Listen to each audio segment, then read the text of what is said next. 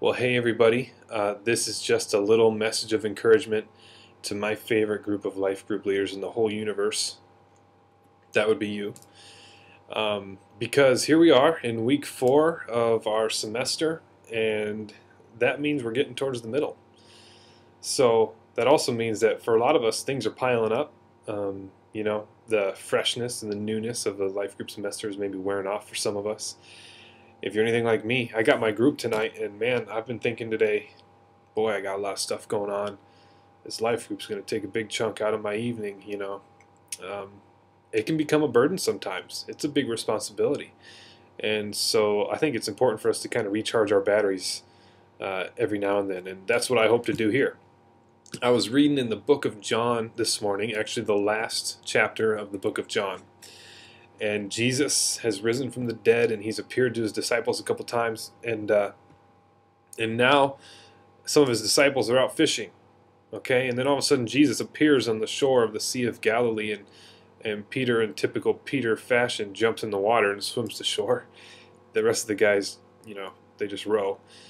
Um, and then they eat some fish, have a little breakfast, and then Jesus and Peter have this kind of Kodak moment where Jesus reinstates Peter after he denied him 3 times. You remember that? He said he didn't know who he was when people asked him. And after that, Jesus looks at Peter and he just says, "Follow me." And it's just kind of this really intentional, obvious allusion to the beginning of the story where Jesus tells them to follow me.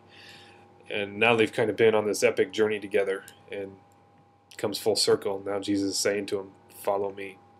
A whole lot of different things that we can draw from that, just the mercy of God, and how he gives us chance after chance after chance, even after we fail miserably.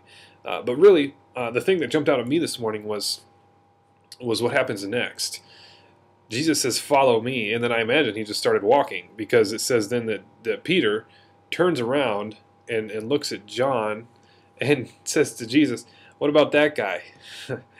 And Jesus just turns, stops for a second, and turns and says, he says this: "If I want him to remain alive until I return, what is that to you? You must follow me." And I guess the thing that spoke to me in that is that amidst all the things that I've got going on,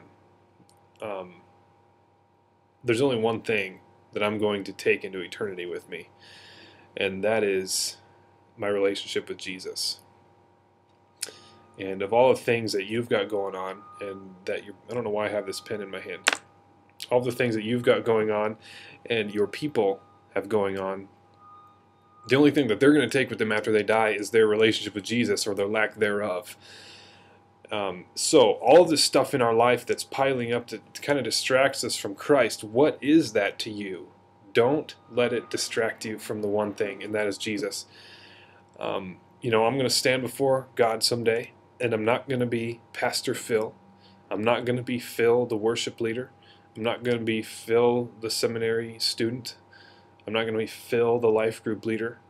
There's even a sense in which I won't even be Phil, because my name doesn't even just define me.